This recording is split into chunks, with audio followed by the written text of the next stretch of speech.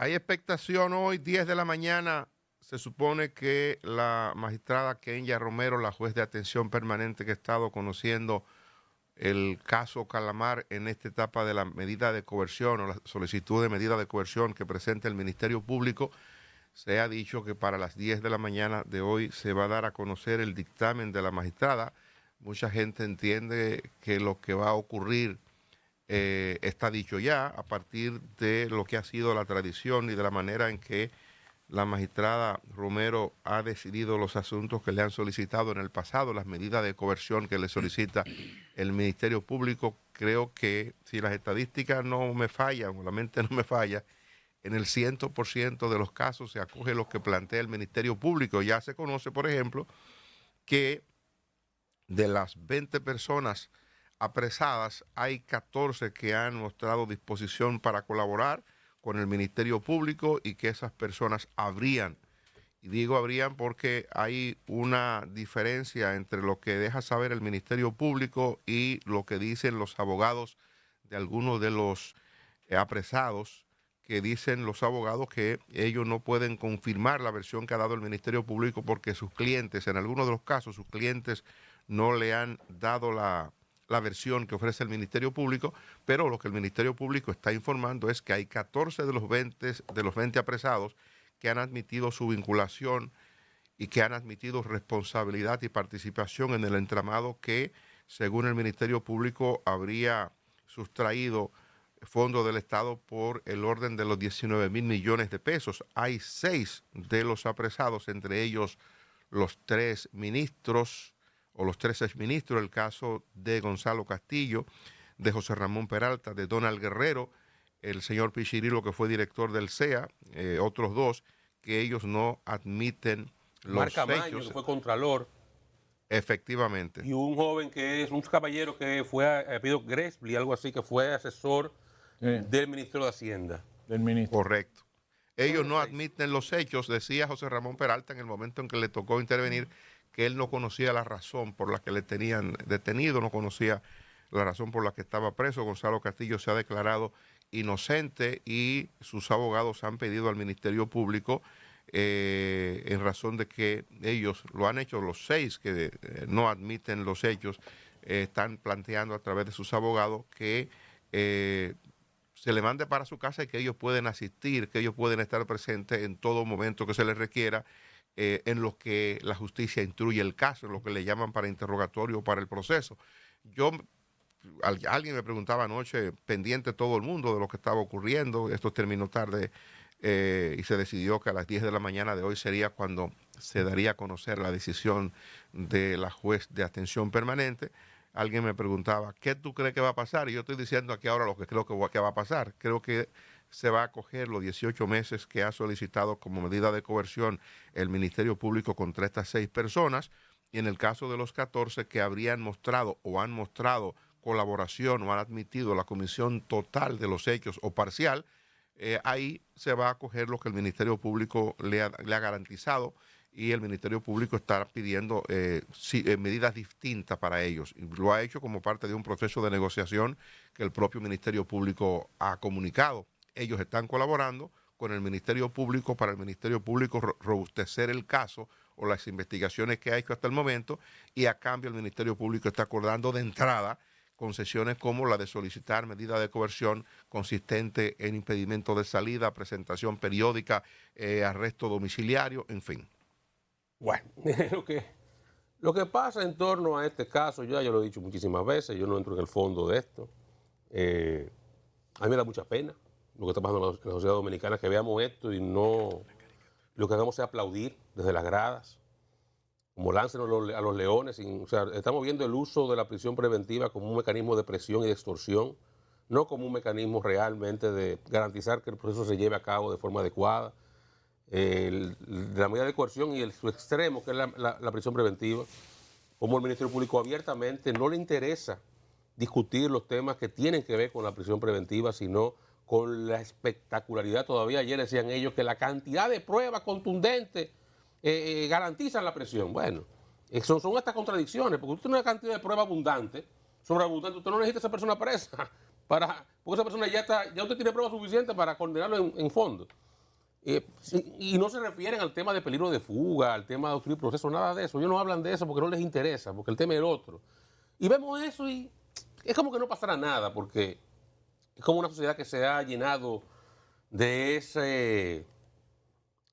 situación de pérdida de sensibilidad, y no me refiero a la humana, sensibilidad social, cuando comenzamos a deteriorarnos y vemos cómo las instituciones y los procesos se llevan a este punto de la judicialización extrema de la política o la politización de la justicia. Y yo no necesariamente esto digo y cuestiono gobiernos o partidos, no necesariamente se da por ahí, se da por muchos otros espacios.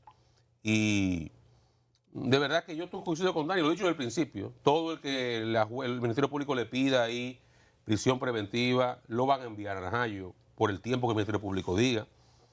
No van a tener, lo van a sacar cuando cumplan los 18 meses, no antes. Cuando cumplan los 18 meses, todavía ese caso no va a estar ni siquiera en fase de juicio preliminar. Compañeros, Sí. frente a la observación de Freddy, la verdad es que es curioso el comportamiento de Gonzalo. Yo ayer estaba en un almuerzo con un grupo de amigos, entre ellos había gente de mucha experiencia en asuntos de Estado, y el comentario era ese. Decía uno de ellos, bueno, mi familia y yo estábamos almorzando el fin de semana pasado, decía uno, que fue que puso el tema, y nos preguntábamos si Gonzalo está bien, si su situación emocional anda bien. Y yo le decía, ¿pero por qué? Bueno, porque lo que él está haciendo es contrario a toda la lógica, porque nadie está cómodo preso. O sea, mire, no importa si es injusto, si es justo, no importa nada. Usted privado de su libertad, usted no puede estar muerto de risa, usted no puede estar... O sea, eso es lo normal, la reacción natural. Por eso pienso que Freddy tiene razón en el sentido de llamarle la atención el comportamiento de Gonzalo. Gonzalo luce como que está en Orlando, anda en Disney. Bueno, quizás él esté seguro, ¿no? Quizás él esté seguro, no he conversado, ¿no?, con él, pero quizás él esté seguro de su inocencia. Quizás se siente confiado, quizás entiende que las imputaciones que le hace el Ministerio Público no tiene temor sobre eso. Explicaba su abogada, la doctora Laura Acosta Lora, que dentro de las pruebas que presenta el Ministerio Público, incluido un camión, dice que en pruebas que se hicieron al parqueo, donde dice el Ministerio Público que entró el camión con el dinero, dice que no hay forma física de que el camión con esa dimensión, o sea, calculando las dimensiones de la camioneta F-150, que no cabe en el parqueo, o sea, que no pudo haber entrado nunca porque físicamente no cabe la camioneta. O sea, en una de las declaraciones de la doctora Laura Acosta, que al contrario, que el señor Gonzalo lo que salió fue con deudas, luego de que salió de la aspiración presidencial, con deudas por 5,000 millones de pesos, que cómo es posible que, de ser cierto lo que dice el Ministerio Público, cómo es que sale con deudas de 5,000 millones de pesos de cuando ya termina el proceso electoral pasado de 2020. O sea, tratando de, ¿no? Claro, los abogados siempre tienen que decir y argumentar en favor de sus clientes. El Ministerio Público hablará de las pruebas que entiende tiene, son precisas y contundentes para su acusación, pero de todos modos yo insisto en lo que pienso desde el principio. O sea, el criterio del Ministerio Público para dejar fuera a personas que hoy, por ejemplo, están en Madrid de paseo. El señor Frixo Mesina está en Madrid. Colaboró con el Ministerio Público, o sea, con lo que dijo, con sus declaraciones, con las personas que menciona allí, pero ¿cuál es el criterio? O sea, ¿cómo es que se está persiguiendo la corrupción y qué es lo que realmente se quiere? El objetivo al final, ¿cuál es? Solo apresar a un grupo de políticos de un partido determinado, o a todo, o a lo que se han llevado el dinero del erario, no importa a qué grupo pertenezcan, ya sea al sector privado, con el tema de estos empresarios, de otros partidos políticos, porque si vamos a mencionar la palabra financiamiento ilícito de campañas, entonces la situación es muy compleja. Entonces, el mensaje que envía el Ministerio Público, bueno, que si Frixo es nuero de fulano, de Hipólito Mejía, que si fulano entonces colaboró y mencionó, todo lo que dicen estos delatores hay que probarlo, no es solo que usted vaya, se siente y diga, porque usted en su defensa o para que lo libren, como hizo la pastora y el esposo en el día de ayer, que ya cambiaron el discurso, usted para salvarse, usted puede mencionar a medio país. Pero las pruebas hay que tenerlas de las declaraciones que esas personas dan. O sea, no es solo sus palabras contra otros de los implicados. Entonces, el criterio del Ministerio Público no estoy de acuerdo con que las personas que se han dejado fuera queden fuera porque están disfrutando de lo que se robaron de todos nosotros, el Estado. No estoy de acuerdo. O sea, el objetivo es solo tres políticos, 3 exfuncionarios, 6 exfuncionarios. ¿Qué piensa, qué piensa la población? Y al final, ¿cuál es el objetivo del Ministerio Público? Si efectivamente no es contra un grupo, con lo que yo creo que es así, o sea, que no es contra un grupo, pero lo que hace el Ministerio Público evidencia todo lo contrario. Entonces, la población no puede creer que es solo contra un grupo. No, es todo contra el que ha robado, no importa su nombre, su apellido, no importa a qué sector pertenezca, pero el mensaje que manda el Ministerio Público a la sociedad es un mensaje totalmente equivocado. Bueno, para orientación o para informar de manera más precisa a la gente que nos está siguiendo, hay solicitud de coerción consistente en arresto preventivo, en prisión preventiva, contra 6 de los 20. Ellos son Donald Guerrero, José Ramón Peralta, Gonzalo Castillo.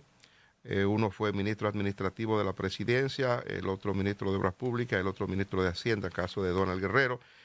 También hay solicitud de 18 meses de prisión preventiva contra el excontralor general de la República, Daniel Omar Camaño, el exdirector del Consejo Estatal del Azúcar, sea Luis Miguel Pichihilo, y contra Adolfo Antonio Gervasi.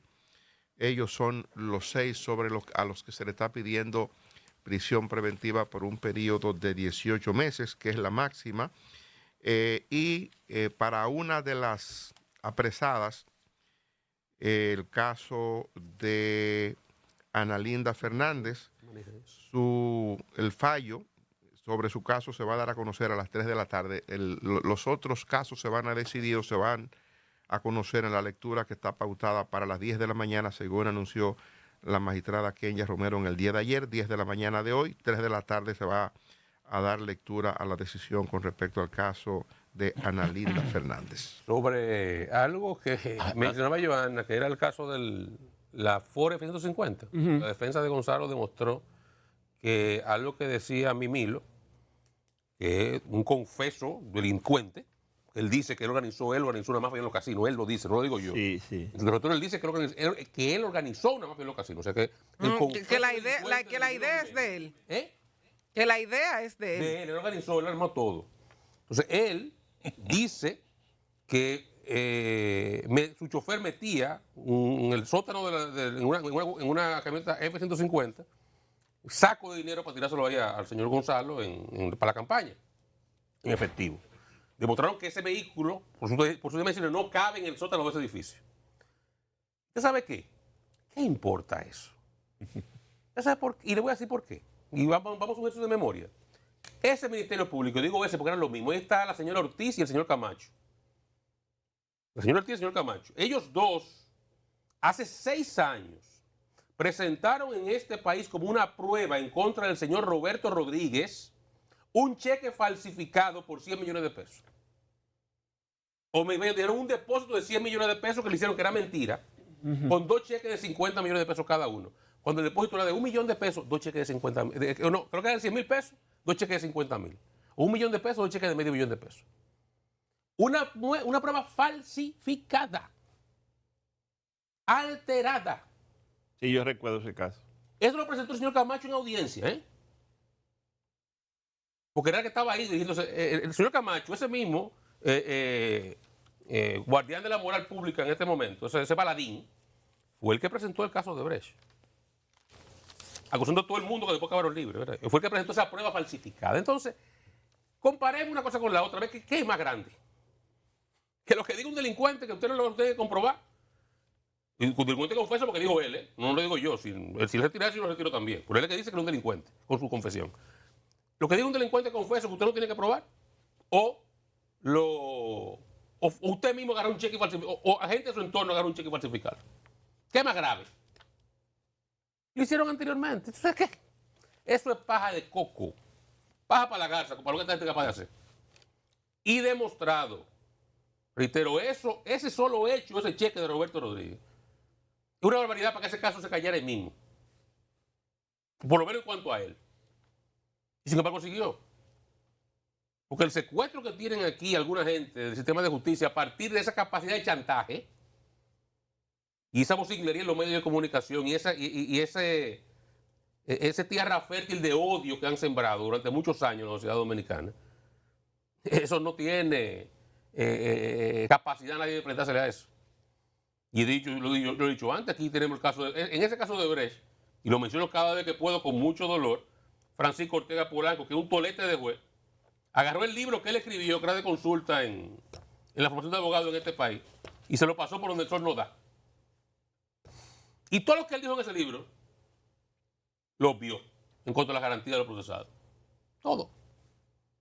Y no pasó nada. Va a pasar lo mismo ahora. Pero es que... Va a seguir la fiesta y vamos a seguir sembrando. Yo voy a esperar... A cosechar la peruanización de la vaina esta. Yo voy a esperar como a las 10:30. Don Dani, le voy a dar un dato ahorita que todavía no me animo a decírselo aquí. Se lo pasé a un compañero de esas decisiones. Vamos a esperar porque es que hay tantas cosas ahí que uno no entiende. ¿Usted tiene información privilegiada de lo que puede ocurrir? No, hay gente que sabe la cosa que va a pasar antes. Un amigo que me dijo. Hay gente que sabe lo que va a pasar. Sí, me dijo y yo dije, ¿cómo? Hay gente que sabía el miércoles que esta gente iba ayer el sábado. Y en el presidente se filtran antes, dicen lo que les da la gana y mandan información por otro lado y controlan todas esas decisiones. Y yo veo gente hablando mierda y que no, que la contundencia de la prueba que puso la gente a cantar mentira. Él no tirarse 18 meses preso. Fácil. Mínimo 18 meses preso, es eso. Es lo único que pone esa gente a firmar, lo único que pone esa gente a firmar es no tirarse 18 meses preso. No es prueba. Si esa gente supiera que puede seguir juicio en libertad, ninguno hubiera confesado. Por lo menos la gran mayoría. De esos 14 que están metidos ahí. No es prueba. Coño, son 18 meses. Año y medio. Y no te importa la garantía, no importa lo que tú pruebes. Porque Donald Guerrero presentó 40 permisos del Ministerio Público. ¿Qué le importa? Que para viajar, que lo autorizó el Ministerio Público para viajar. Ellos mismos. No, tú puedes ir y venir, no hay problema. Eso no importa. O sea, todo lo que presenten de arraigo no importa.